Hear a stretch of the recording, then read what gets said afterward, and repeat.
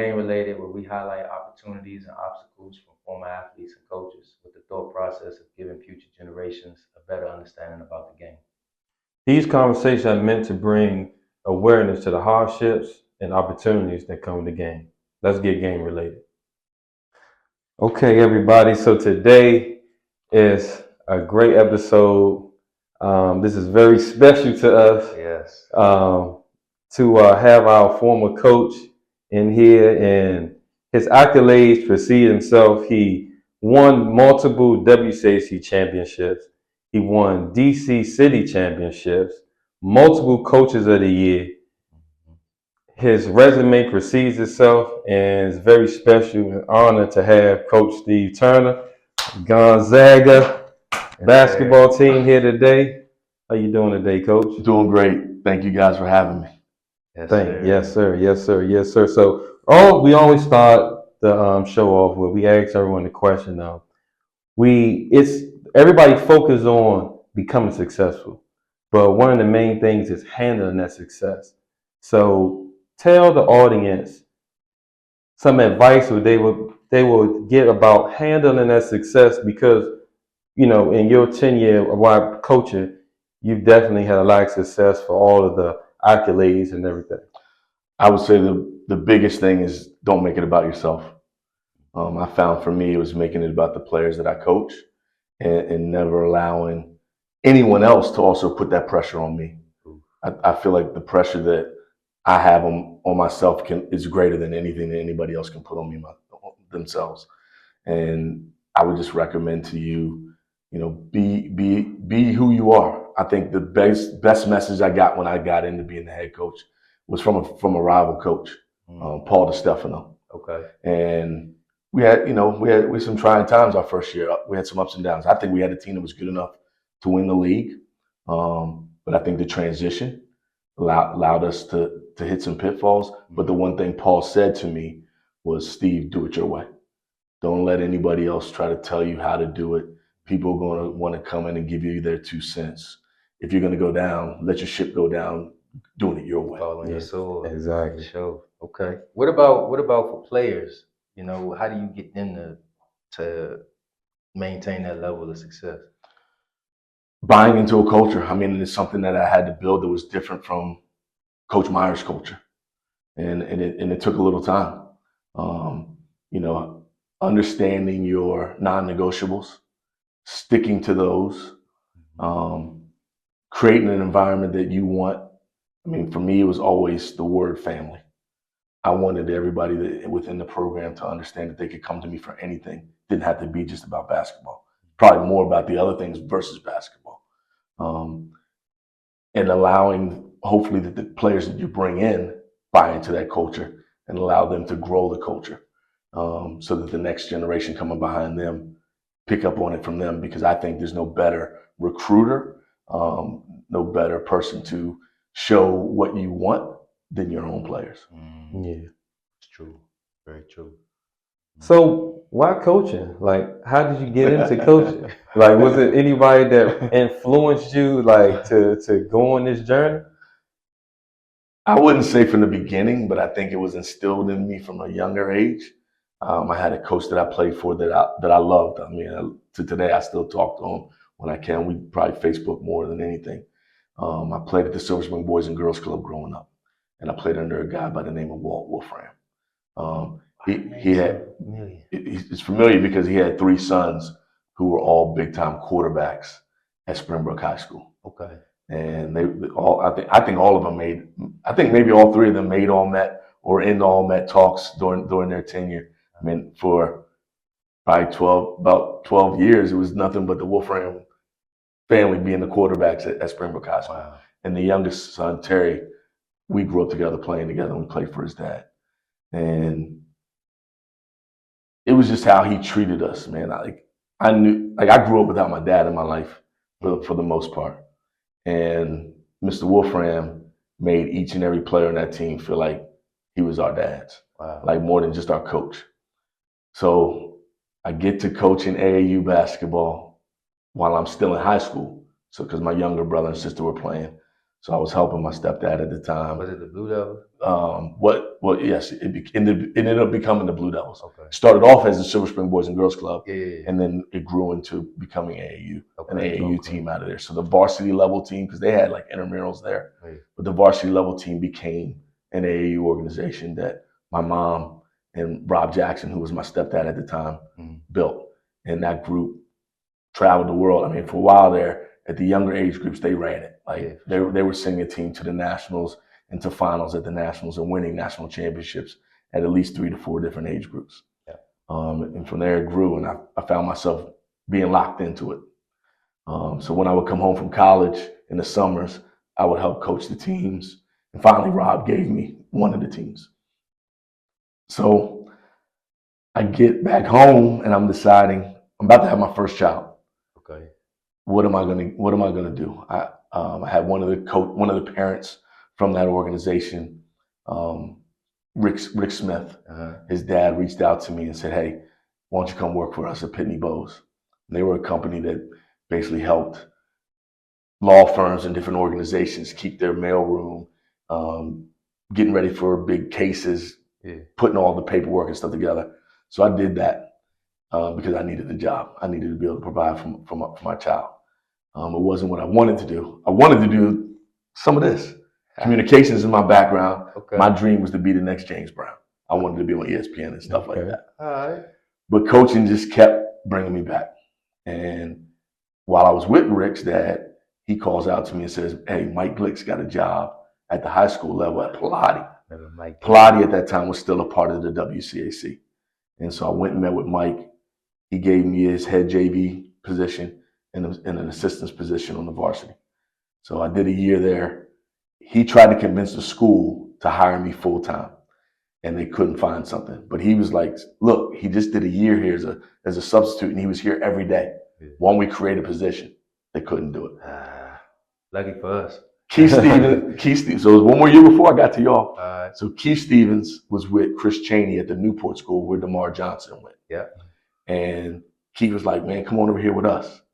And so the headmaster at the time by the name of Colin Stevens brought me in, and I felt like at Newport I was like the ultimate Jamaican. And what I mean by that is he gave me any and every position to make sure the money worked. I was the study hall. I had middle school math.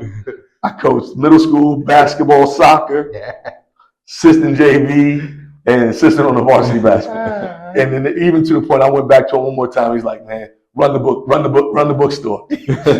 Open up at least 2 or 3 mornings a week and make sure the parents can get to the stuff they need to get to." So I did everything at Newport. That's what's up.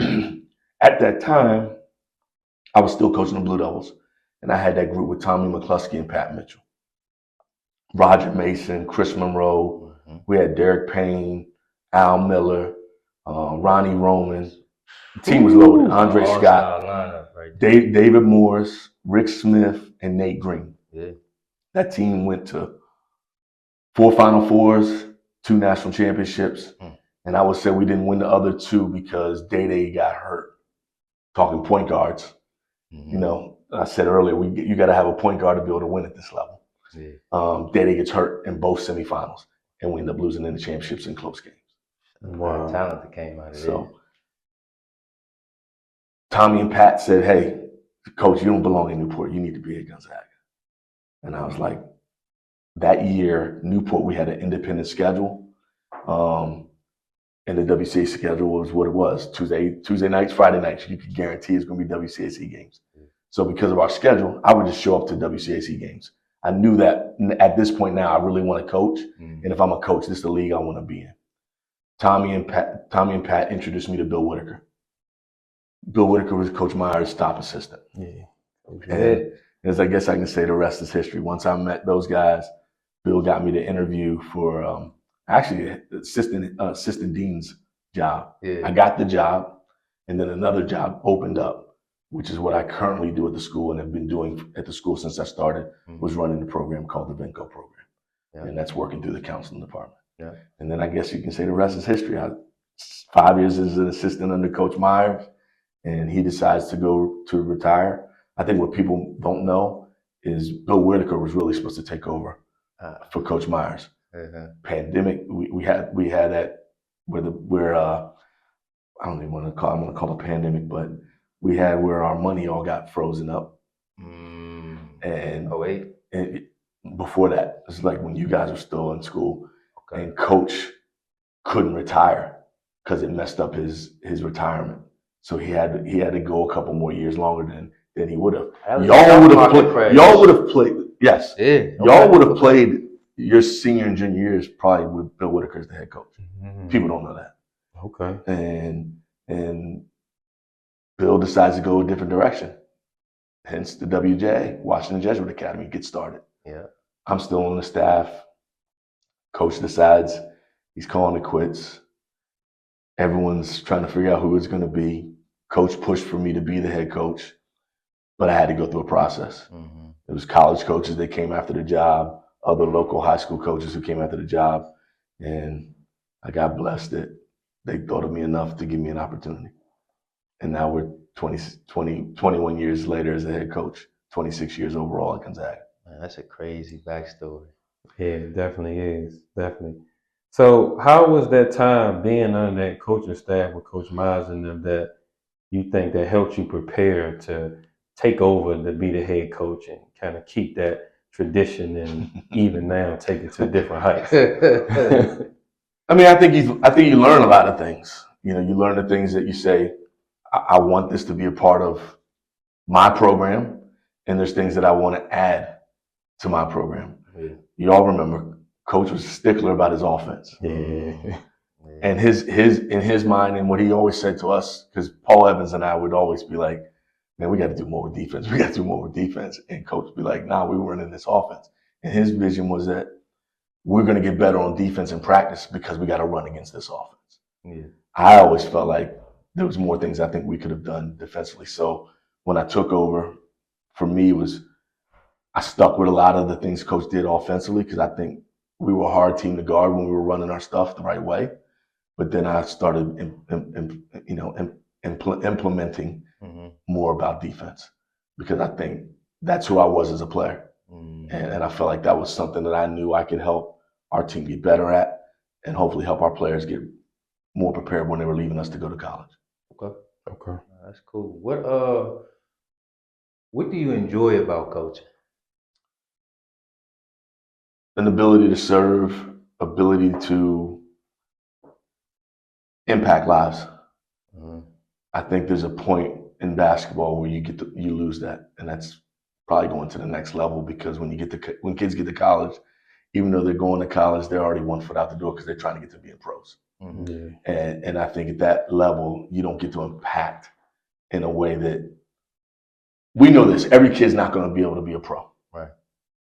So how can you help them through the game of basketball to hopefully get themselves prepared for life and life after basketball? Nice. That's what I really enjoy about it. I mean, basketball is my love. It's my passion. I love going out and competing against the best teams in the country. That's fun for me. Trying to implement ways of figuring out. It's like chess and checkers. You gotta be strategic. Yeah. I like the build up of being able to be strategic and figuring out how, as a team, we can go beat that team. Yeah. You're always really prepared. I always say that. Always, you figure out somebody's weakness and you exploit it like continuously. So thank you. You done achieved so much, in my opinion. Over these 20? How long it's been? It's just going into year 21 as the head. What at this point keeps you motivated still? The kids. Kids. Again, I go back to the impacting. I know that I'm doing something that isn't just basketball. People look at it that way. The people from the outside, all they see is what I think is the sexy, the WCAC, night in, night out, these crowded gyms. We're battling and going at it. But I say my biggest trophies are when you guys walk across the stage in college and get your degrees. Like, I don't think there's any trophy that I have that's greater than understanding and knowing how many kids that I've helped get to a part of their journey, and then seeing that journey, to me, be won by getting that college degree. Like that I like to call it my walking trophies. Okay. Like that means something to me, knowing that they were able to use the game of basketball and not let the game of basketball use them. Yeah, that's a tough one. That's a tough one to get them to understand that at a young age. Get the parents to understand that at a young age. That's a whole other subject. If you want to bring me back, we can talk on that one. It's a whole episode. But The whole episode, man. What I was gonna say now that let's jump into like recruiting, right? Once you start working with when you're looking for players, like what is your expectations of them? Like what type of player are you looking it has to be a well-rounded player, and you guys know this by being graduates of Gonzaga. If you can't handle the workload and take care of the educational pieces, I can't get you. for? I mean, there's a lot of kids that I wanted basketball-wise to come to Gonzaga, but I couldn't take them because they weren't, ready to be able to handle the workload at Gonzaga. So I would say I think I found a puzzle that I figured out how to match and keep rematching the pieces as they walk out the door. My first championship team was in '08. That team went 34-1. We had some really good pieces to the puzzle with that group, starting from the guy who maybe was the best player on the team to the guys that came off the bench and played for that team. Mm-hmm. And so I've always said I'm looking to fill those pieces as I know they're getting ready to go out. So when I'm going back down to the grade school, middle school level to look at kids, I'm trying to find out, could that kid be similar to that kid? Could he do the things that young man that's leaving me be able to handle doing those same things when he gets to his opportunity of playing for me? It's kind of how I look at it. But I think the biggest thing is just the well-roundedness. Trying to find a guy that, one, isn't a finished product. Because see, there's some kids who now become finished products at the middle school level, and everybody thinks they're the guy that's going to be great in high school, and then they fall off because they've tapped out. Mm-hmm. So I'm trying to find a kid that can still grow in the game, along with the kid that I know can handle the workload and do the things that he has to do to be on high street. Yeah, that makes Yeah, sense. because some of those kids that think they got it, then maybe not be as coachable because they just think they have it all together at that point. So you hit the next piece. I'm also recruiting parents. Parents, I'm also recruiting you because I got to be able to have buy-in from you to be able to make sure your kid has buy-in to what we're doing. I think it's important that parents understand, like, you're being looked at in the stands a lot of the times when we're out there. By the time we get to the point of trying to figure out if your kid's going to be able to come to our school, I've already known how good he is as an athlete and what he can do on the court. Now I'm trying to find out how I can fit you and your family into my family. That's facts. That's facts. So what should they expect from you? We talked about your expectations for them, but what should they expect from you as a coach when they come into Gonzaga? I tell them I'm only going to make one. There's only one promise I'll make. It won't be about playing time. Your kid will decide that. When he comes in the gym, if he wanted to cream the crop, if he's one of the best, I'm trying to win. Yeah. So I don't care if he's a freshman, sophomore, junior, senior. I'm trying to put the best 5 guys on the court for us to be able to be the best team that we can be. But I would say that promise is a promise that I'll be the same second or third dad to your child that I am to my own 2 boys. It's going to be days that I have to put my foot up their butt to push them and make them be the best version of themselves they can be. But I'm always going to put my arms around them and hug them, and they're going to know that I love them and care about them, even in the tough times and even in the days where they want to say, man, I can't stand Coach Turner. I mean, that's the promise that I'll make, is that because when your kid comes to Gonzaga, in 4 years, I'm going to spend more time in a day for 4 years with your child than you get with them. You get to kiss him in the morning, drop him off in the car. He's down to school for probably sometimes 10 to 12 hours a day. That means he's with me. Mm-hmm. I'm going to know who his first girlfriend is. I'm going to know every time he get in trouble. I'm going to know when he's doing all the right things. I'm going to know when his grades come out before you. So there's a lot that I'm going to find out and know about your child in a 4-year span than you will. And so my promise is to be that second or third parent in his life during that 4 years at Gonzaga. Yeah, it's a lot of trust. You just broke it down. We always talk about everything else kind of molds your kids, and you're literally molding them you know. So that's an extension I of the mean, family. I take it serious that my job is to help your child become a young man. I wouldn't say a man yet, but a young man. Someone who can walk the walk, be a model citizen. When he goes to college, that college coach isn't going to worry about him being a knucklehead around their campus, because that means a lot to those coaches. I mean, their livelihood depends on you guys when they come to that level. Yeah. And they don't want to feel like they have to deal with the extras that they shouldn't have to deal with. So my job is trying to help mold that man that can be in those places and act the right way. Yeah, we had a few extras. Lord mercy. We had a few extras. That was in the Coach Myers team. Yeah, for sure. Oh man. Oh boy, we got a lot of, oh boy. The stories I can tell. Yes, absolutely. So let's move on to another topic. So look, obviously you just took you took Gonzaga to a new level. You know what I mean? For sure. Like talk about just your coaching philosophy and what obviously you said you made some changes on defense, but like what did you see as far as like we were a Reebok, you know what I mean? Then we went to Nike, you know what I mean? So like outside of just basketball, I felt like you brought a different culture into Gonzaga, and now it's a national name. You know what? I mean, and before you go, and I felt like because when we played with Coach Myers, you know, it was that Princeton.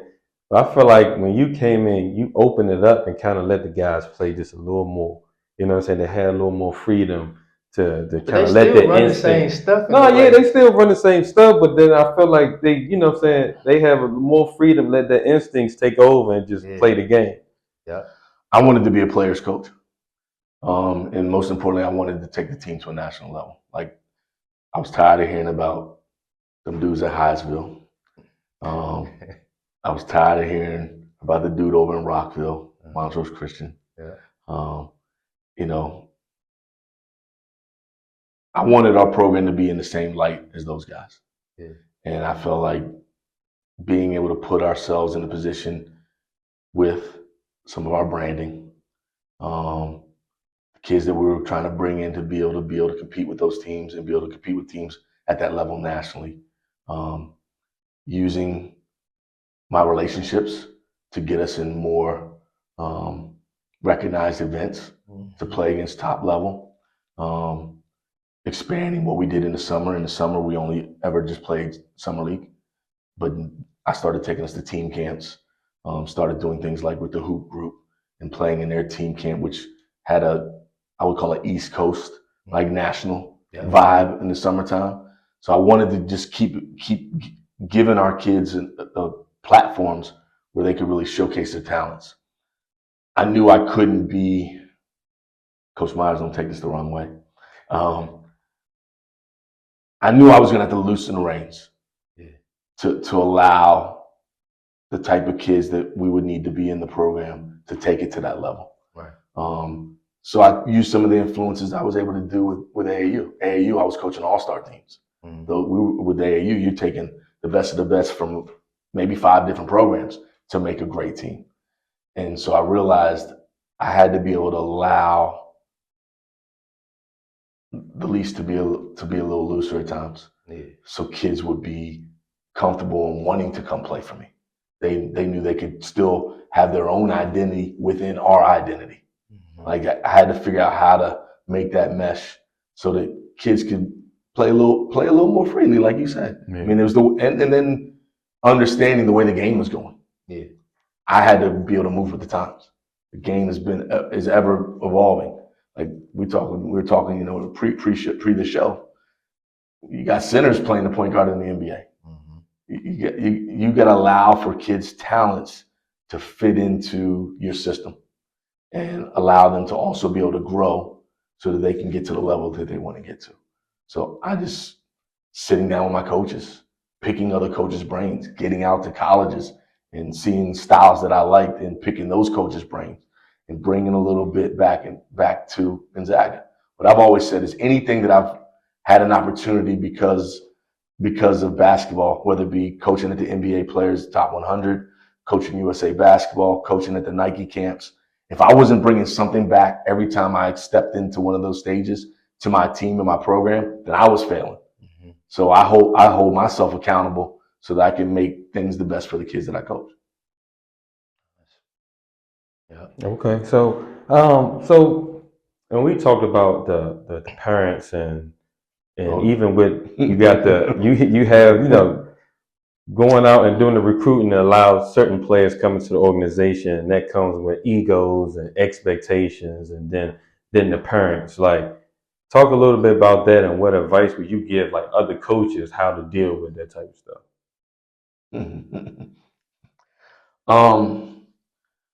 Again, I used the word earlier. You gotta have some non-negotiables, and you gotta be able to they gotta be able to understand it. I think the most important thing to make that work, and this is something that I use in all aspects of life: communication and transparency. Like you gotta keep it 100, and you gotta tell it up front. Don't let there be surprises to anybody, because then they'll question what you said or what they thought. I try not to give them any opportunity to have a thought. Here's what it is. Right. Yeah. Like, this is who we are. This is what my program is. This is how I handle things.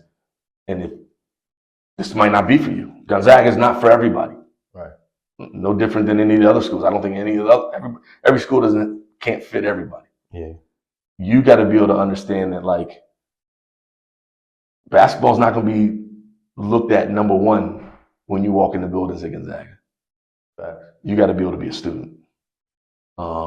And if you're not willing to be a part of what I think is the best place for the best of both worlds, then you'll be in trouble. But I think you got to have honest conversations and let those families know and ask them what they're looking for. Because there's some things that maybe you won't be able to meet. And I'm just going to be transparent. Mm-hmm. If that's something I can do, yes. If it's not, no. And I vet. I get out. I usually find out who their inner circles are. And I have real conversations. I know so many people in the city. City of the DMV is too small. Everybody talking. Yeah. So you're going to know a lot of things before you even have some of those sit down. But bring them in my office. If I'm bringing you in my office, I'm bringing you in for a reason, because I think your son can be a part of this program. And even more, I think there's things that I can give to your son that can help him and help you as a family. Okay, so let's go. Now we have a new season coming up. So I know last year, we fell short. And so what you think as far as moving forward this year, that improvements we need to make so we can, have a better outcome? We were right there. Yeah, definitely. With a team, and playing against a team that was the front runner. I mean, there's no doubt Paul VI, talent for talent, was the best team in our league last year. If we don't turn the ball over in 3 possessions in the last 3 minutes, we were going to win that game. I told our guys throughout going in the third quarter, I kept saying, hey, get this thing to single digits going in the fourth quarter. If we do that, they're going to get tight. And I could see them getting tight. They were concerned. But we just unfortunately had a couple mishaps down the stretch that cost us. We got a whole team, almost our whole team back. Starting 5 is back. Group of seniors who I think, watching throughout this past summer, they got a taste in their mouth that they're ready. And we got some of our top guys who were coming off the bench for us last year back, and a few underclassmen, and some pieces that are moving up from a JV that was undefeated, and potential of some freshmen coming in that might be able to help contribute in their freshman year. But I think, to answer your question, Rennie, this team has got to decide to be player-led. I can't be the coach and the captain. I think at times last year I was the coach and the captain. Our seniors have got to be vocal. They got to be willing to call each other out on their stuff, and not be afraid to lose a friend. As I tell them, I say this to them all the time, so I'm not saying anything they haven't heard. We did a thing one day. We did a communication circle at the end of every practice. And last year I asked them, I said, raise your hand if your best friend is on this team. Like your best friend in life is on this team. No hands up. So I said, why are we so afraid to call the guy out next to me if he's not my best friend? I can understand you being scared to call out your best friend. You might think you're going to lose your friend, which you shouldn't. Most best friends are willing to call each other out and will tell you about yourself immediately. So to me, that should be easy. But for whatever this generation, because of social media, the phones, because they don't look each other in the face and communicate anymore. Yeah. They have a tough time. So you talk about things that I'm trying to give to them. These are the things that I try to work on with them. Yeah. Like when you get in the real world, man, you're not going to work with your boss on the phone. He gonna call you in the office and tell you about the stuff you're not doing. That's not getting the job done. Mm-hmm. So you got to be able to have those tough conversations and be able to communicate people face to face and let them know what's going on. But if this team stays healthy and becomes player-led, we bring the banner back to High Street. Yes, sir. We like the banners. We talked off camera. I remember the kid name. I always ask about 6'7". I think he got hurt. They hurt his wrist. Alex Tuomo. Okay.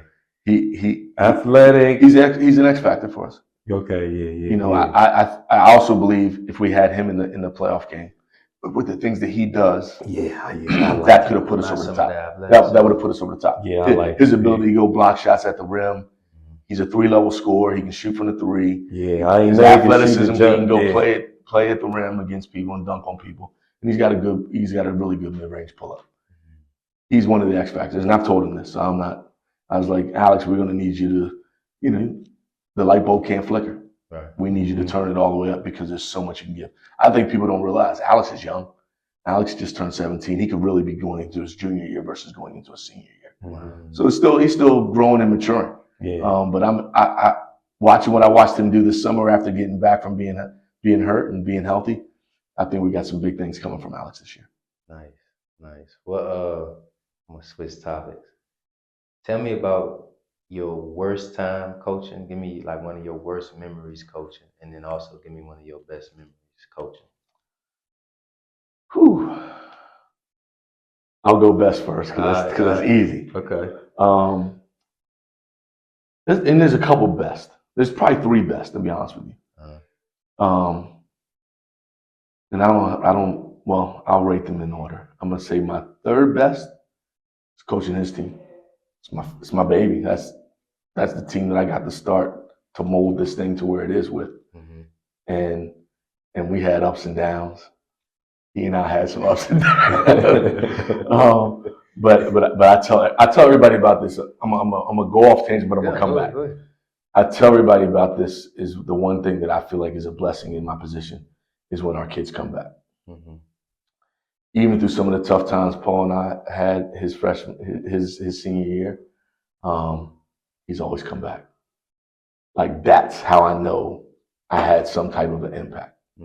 Because if you didn't care for me or like me or love me, whatever the words are for you and how you feel about me, you don't come back. We talk a lot. We catch up a lot. We talk when we can. He's reaching out about things in his business, people he need to know, checking in, what's going on with the program, how's the family. That means something to me. Mm-hmm. So I would say best coaching was being that rookie coach, trying to figure it out. Like their group taught me a lot that allowed me to look inside and say, all right, Steve, you may have to do it this way, or you have to do it that way. Like I remember bringing him and Brian Shalanka in, and I said to them, I could still be the guy that was your assistant coach, that when Dick was cussing y'all out and putting his foot up your butt, that I could put my arms around you, or y'all gonna have to let me try to figure out how to be who I need to be. Mm-hmm. And they said, be yourself, coach. Like, do it.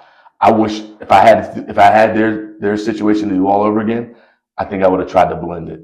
Mm-hmm. Because I think that team was talented enough to win the championship, and I think we could have done even more than what we did. Second team in the best would be the 34-1. Like that team was poetry in motion. When we got to January, people don't notice, we only practiced 45 minutes a day. Wow. Like it went from 2 to 2.5 hour practices we were in 45 minutes in and out every day. Like people, I think people, when I say that, I'm like, are you serious? It's like, man, 45 minutes. And I could start 20 minutes upstairs while they're doing perfection before I even had to get on the floor.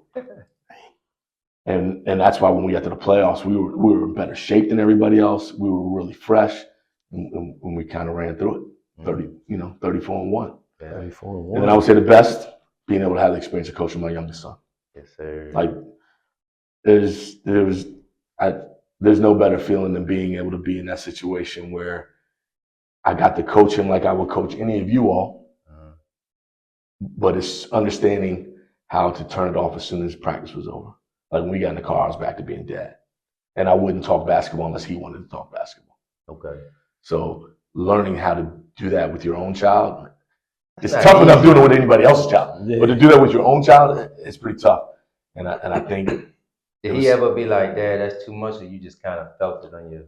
I think because I coached him when he was in grade school for an AAU year, for 2 years, I had some guys on that staff that they did a great job of making it clear to him that he's dad when we're out of the gym, but he's your coach when we're in the gym.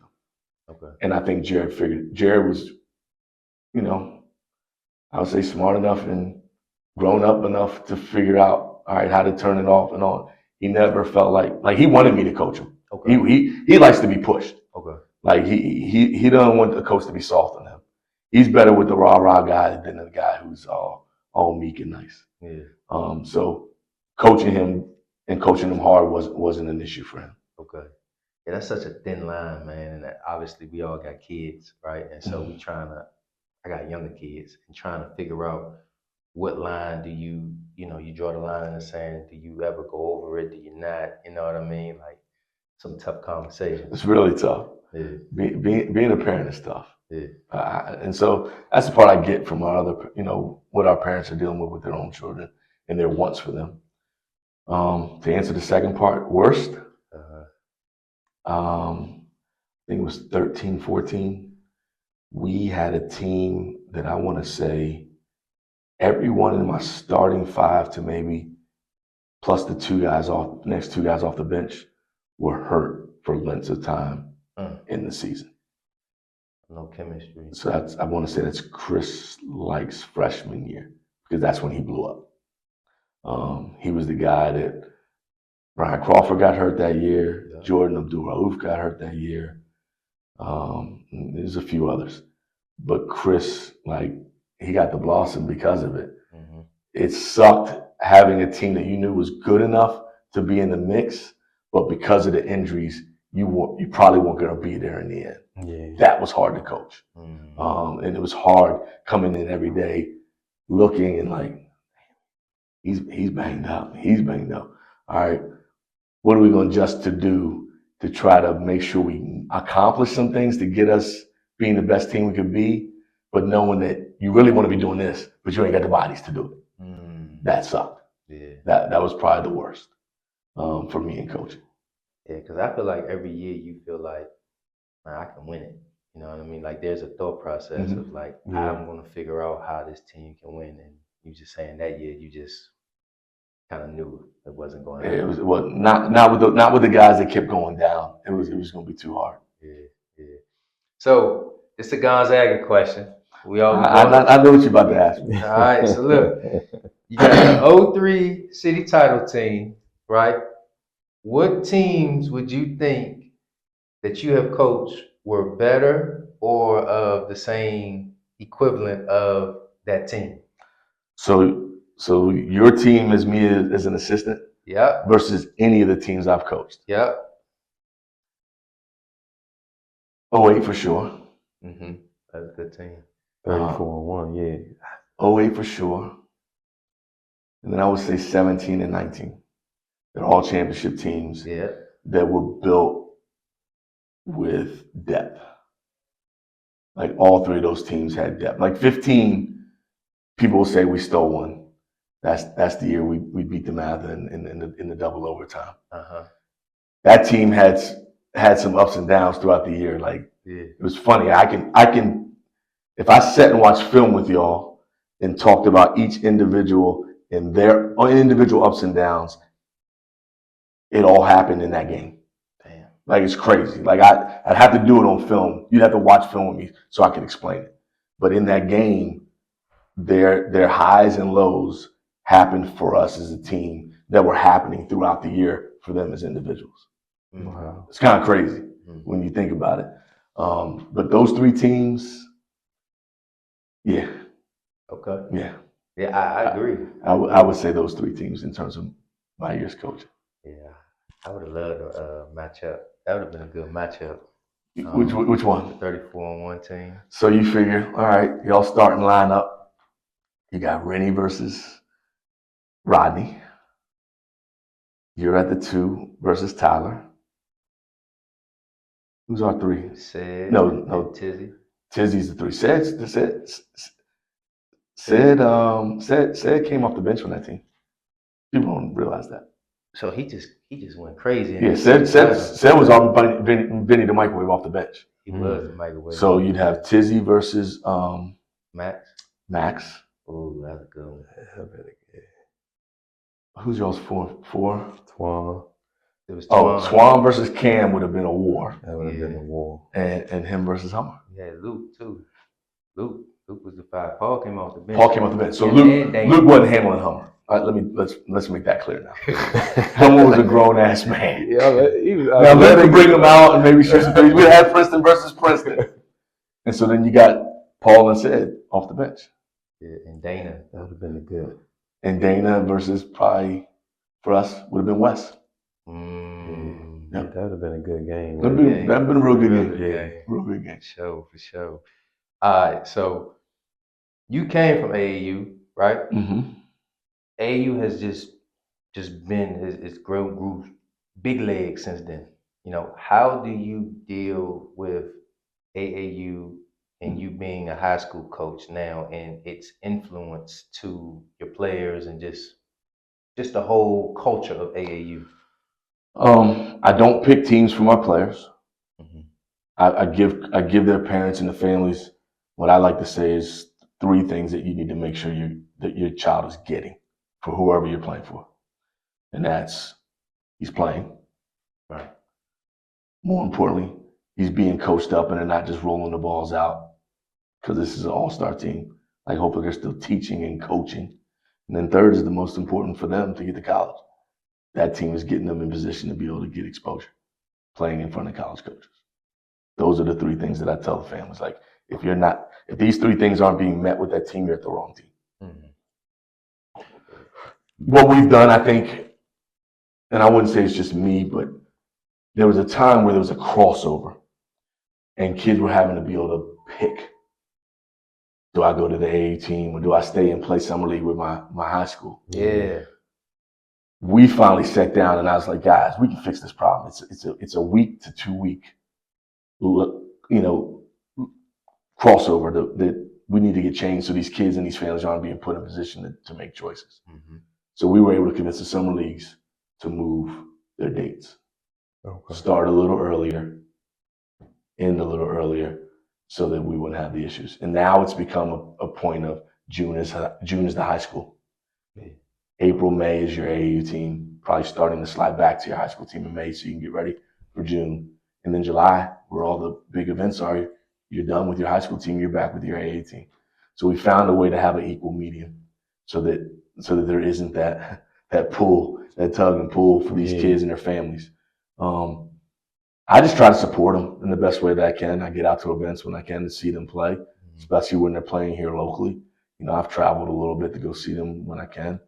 But I don't think they need to hear my voice 365 days a year. I agree. I think that gets old.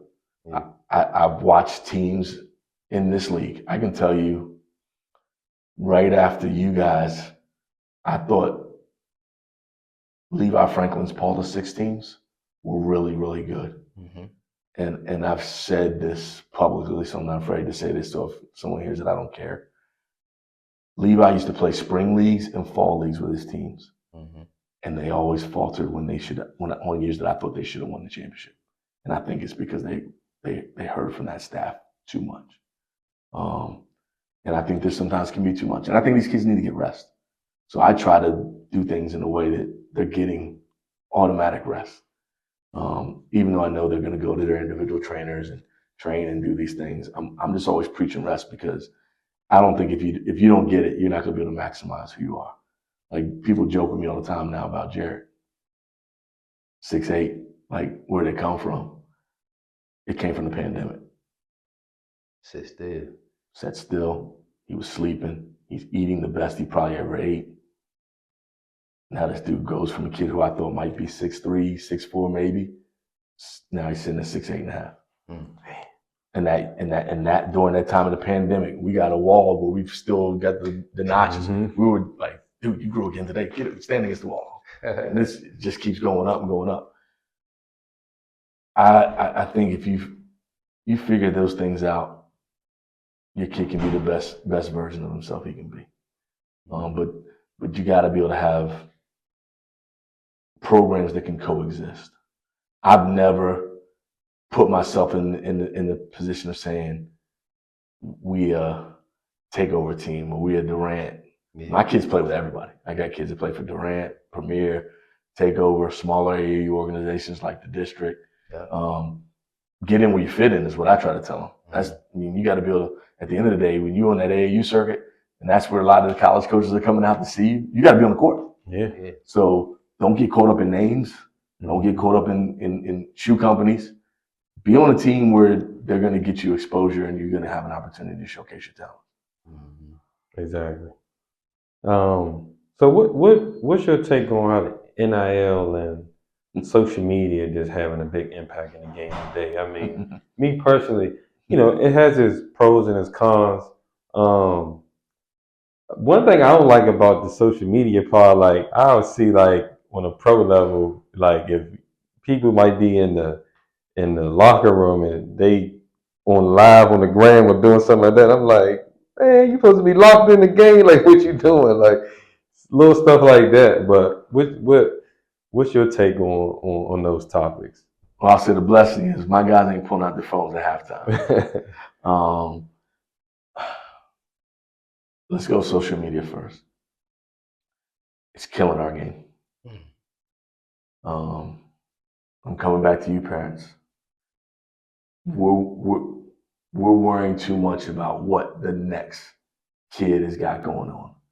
And I've said this statement, and it will stay with me forever. Comparison is the biggest thief of joy. Stop comparing your kid to the next kid.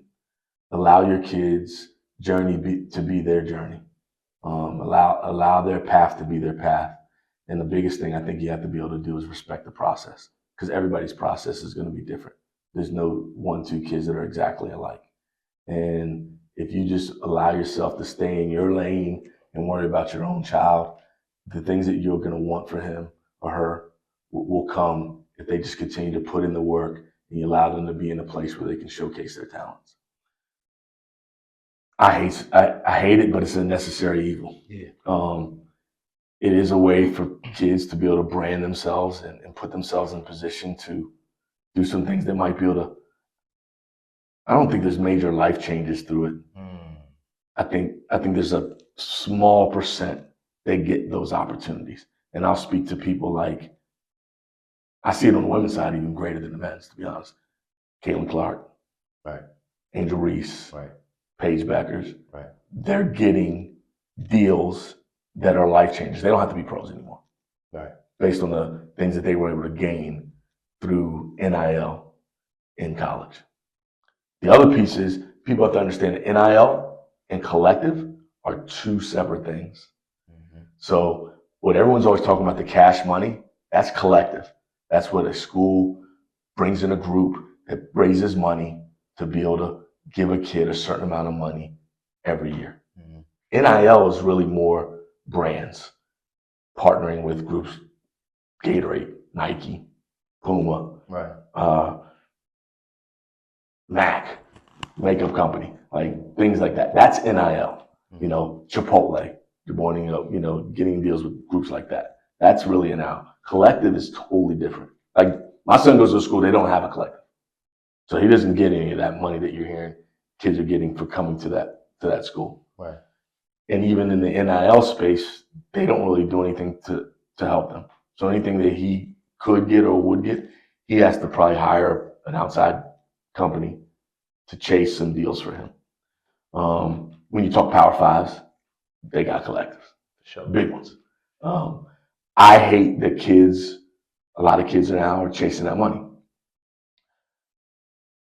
My fear is that what happens when you chase short-term money? Like I'm related to the street game. I'm gonna say it that way. Shoot. Everybody that's chased short-term money in the street game, what has happened to them? They're dead in jail. So I don't expect kids to go to be dead or jail, but what I will see will happen is you have kids who run to that next thing. Maybe you haven't brought this up yet. Transfer portal. I was going to ask you, how does that affect your recruiting? I mean, for your kids. I'm trying to find a way to get my kids to go to a place that they understand. This is a 4-year. This is a 4-year deal. Or if it's not 4 years, it's because you got that opportunity to go play for the 3 letters. Right. And if not, you should be staying at the school and taking advantage of what the school really was there in place for anyway, to get a free education, get your degree, and hopefully continue to expose yourself where maybe if it isn't the 3-letter word, you have an opportunity to go play the game overseas and keep playing it until you have to use that degree. Mm-hmm.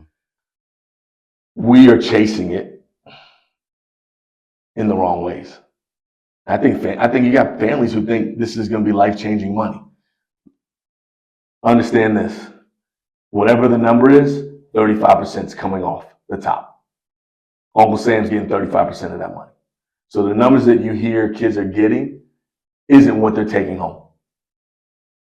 And if your kids are foolish enough, because most of them are going to do this first thing, buy a car and buy as much bling as they can and probably get tatted up. So they just spent more than half their money already. Make sure you're getting them financial literacy to understand what they can do with this money. Take that first check and put 125 in a Roth IRA. 8 years, your son will be a millionaire. That's long-term money.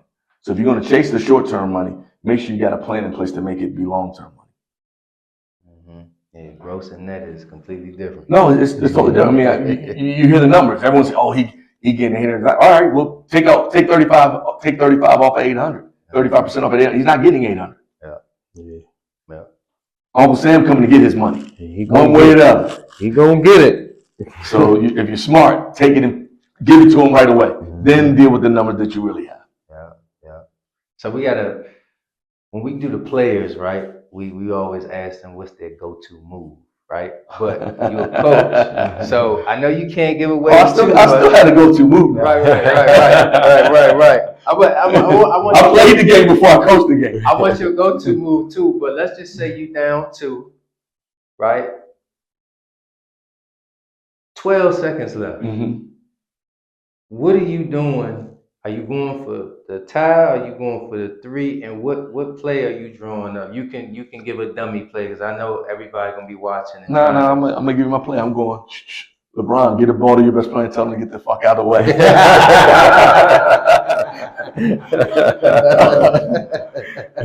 It depends on the situation. I mean, I could draw up a lot of plays in a certain situation. Depends on where we're at. Yeah. You know, if we're full court, I might throw a home run back in. Okay. Mm-hmm. You know, let's say half court set. Ball in hand, or are we taking it from the slob, or are we taking it from the blob? Ball in hand. I'm gonna put my best player in pick and roll. I'm gonna put my best 2 players in pick and roll, and I'm gonna space my shooters. And understand that, hey, if you can get downhill, we just need to make sure we get an extra time. Yeah. If you find the right person open, we can live and die with the 3. I like it. Real simple. Simple. Keep it simple. Yeah. I think some of us in this game muck it up by trying to think we're smarter than the average bear. Uh-huh. Like, it's a simple game. We all run the same stuff. We just call it something different. Mm-hmm. You know, so I think when you're in those type of situations, this is where the one thing that has to happen with you in the relationship of your kids. And I think it's helped me. I hope they would agree with me. Trust. Yeah. Like, we got to have a trust factor. I can't go out there and do it for them. All I can do is put some things in place and some parameters in place to hopefully help them be able to be successful. And I've got to trust that in those moments, they're going to make the right decision, whatever it is. That's what's up. That's what's up. All right, we're gonna flip the training culture, right? So much has changed over the years. What is your thoughts on it? Do you feel do you feel like there's a certain age where kids should actually? Because sometimes people train before they really know how to play. I think you have to have the combination. Uh-huh. I think you also have to make sure you're going to the right trainer. And I think training at different age groups is about different things. And what I mean by that, I think we have a lot of trainers that are too much cone driven versus I can be the cone. I can still be the cone. Shit. Situational basketball. I ain't got a knee, Achilles ripped, and I'm out of shape. Yeah. I can still be the cone. Right. You got to put kids in situations that are real. And I think it's at a certain late. I think there's a maturation of growing the game. I think it's at the grade school level. I'm going to talk to you're training 8 and 10 and unders, 8 through 10 and unders. It should be mastering, passing, shooting, dribbling. I think as you get to the next level, you're implementing footwork because those things are going to be needed on both sides of the ball. Being able to move your feet to defend, being able to move your feet to beat people. There should be a mastery of where training is, because the one thing I see with a lot of trainers, they do the same stuff for everybody. Well, he's going to be a point guard and he's going to be a center. Their workout shouldn't be the same. Right. I think you got to get to know who your clientele is and what they're, and I'm speaking now back to high school kids. You're dealing with high school kids. What is this kid going to be at the next level in college? His training should be implemented for who he is and what his position is going to be and what's going to be expected of him from those positions.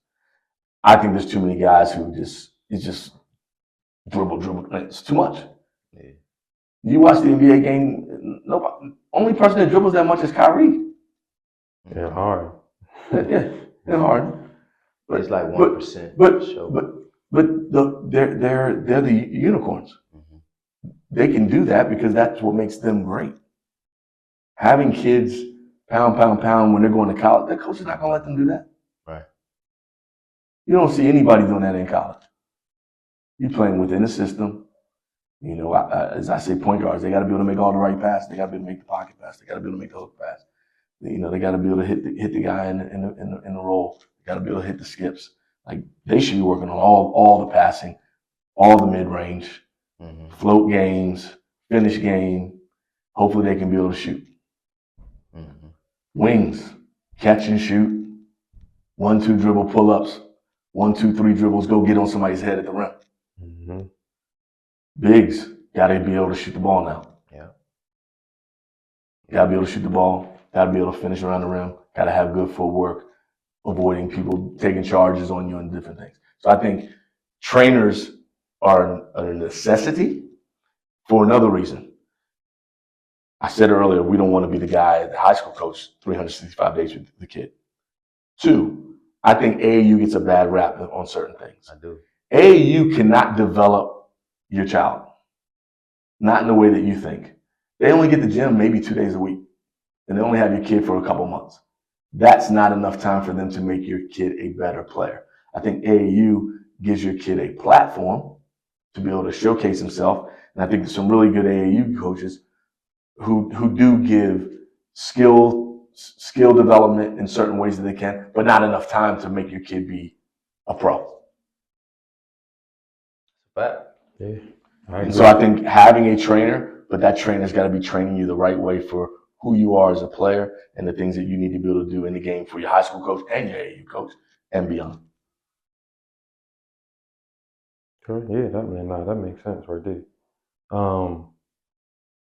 So I always wanted to know, like, did you ever wanted to coach in college or professional?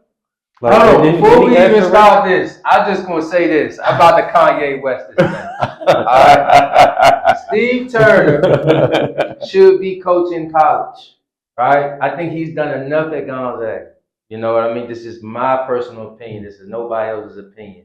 Like, he's been there so long that people might not appreciate what he has done, right? I think I'm ready to see him move on to another opportunity. I think he'll be great in whatever role he is in. College coaches, I'm just saying, you know what I mean? But I'm gonna let you answer the question now that I done said what I needed to say. Put me on the spot. I'll say this. I'm in a great space. If I had never got an opportunity to move, I would never have the words of saying that doubt. Yeah. Like, I think there's people who do things and say, well, woulda, shoulda, coulda. I would never feel that way. No one's ever approached me in that way to look at me and say that this should be your next thing. What I mean by that, no one's ever contacted me and said, hey, Steve, would you think about doing this? I think people would think I'm stuck where I'm at. I'm open to anything. I mean, I have to be, because at the end of the day, any move that I would make would certainly be about my family. Right. Like, I couldn't see me taking a college job that paid me less than what that I make right now, because I got things I got to take care of at home. Yeah. There's bills to be paid. Right.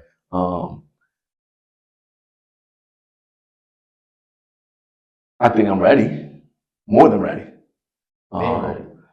But no one has really come in my face and said, hey, we want to offer you this. This is an opportunity. I think, I'll be honest with you, I think some people are afraid. You get to those next levels, people are very guarded. Yeah, I can believe that. And I think you have people who get scared that, you know what, I think he would be good for me, but he might come take my job. I can see that. I can see that too. You know, maybe a GM at that third level might call me and bring me along.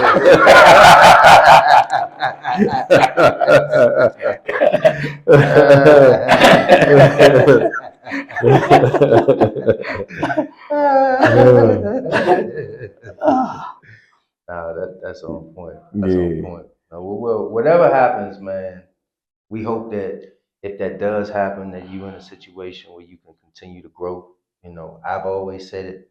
I think you. Nah, you said it to me. You said it to me directly. You know, you have, to me, are one of the best coaches in the country.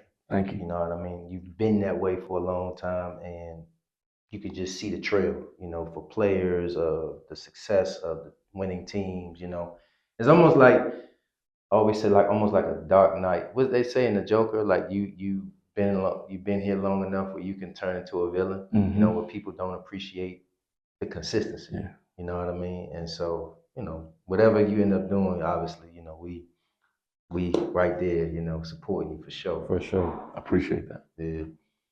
All right, so at the end, we always play this game, right? It's either or. Okay. So, you know, you can say both too, Okay. right? So I guess we should call it either or and both. So here we go. Alhambra tournament or the state tournament?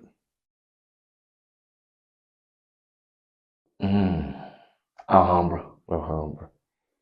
Because let me define that. I probably would have said, if you said city title. I don't think the DC States is what the city title was. Yeah. In terms of its impact on a city, and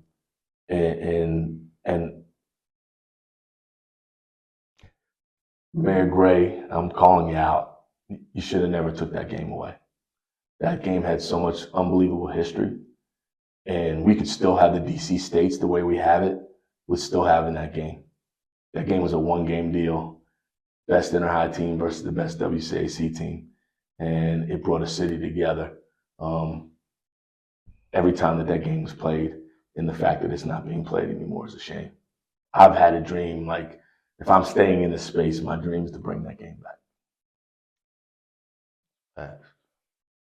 Okay, so we got Mike Orfini or Keith Ergo. Keith Ergo. Alvin Brown or Cedric. Oh, man. I got to go with my guy, Okay, Cedric. say it. Cedric was a buck. I don't think people don't understand who Cedric Lindsay was. Yeah, he could get a bucket. He could get a bucket. I remember, if I can go off on a tangent, Yeah. we played in one of the first times we played at the Hoop Hall Classic in Springfield, Mass. They called us late to get us in, and we're playing against the Murphy brothers and Nate Lubick. Mm-hmm. They were at a school called St. Mark's. Yeah. And people don't know the Murphy brothers played at Duke, and Nate Lubick played at Georgetown. Sid got sick the night before the game. It was up to like 103 temperature. Mm-hmm. So I don't think he's going to play. Sid was like, I'm putting the cape on, coach, I'm going to play. I think Sid went for almost 30, and we beat them, and we weren't expected to beat them, and Sid went off. He could do that for you any given night. Yeah. Any given night. Any given night. And he did it for us in games in that year, 34-1, coming off the bench. Like, he was a starter that just didn't start. Yeah. Mm-hmm. Wow. All right, we got Pat Mitchell or Ian Hummer. Ooh, God, that's a tough one. They're very similar, both lefties. Pat was a better shooter at the time, at the same stage. Hummer was the better athlete. Damn. I'm gonna have to go with both. Right, both. I'm gonna have to take the shot. You got Tyler or Chris. Chris Likes? Yep. That's a tough one too. But Chris was more dynamic. He's an all-time leading scorer in the school. I got to go with Chris. I got one. Real quick, sorry. Tyler or Brian Carter? Tyler Thornton. Tyler's a dog. Yeah. Like, I remember open gym his freshman year. And this is kind of like, for me as the coach, we're moving to the front of the league. And he and, I can't even remember who it was, but it was a senior that year, get into a fight in open gym. Like, me and Juan had to get on the floor and separate them. So once we separated and got open gym back, they playing. I tapped Juan. I was like, come down the hallway. And literally, I was jumping up and down like a kid. I was like, we fucking got one.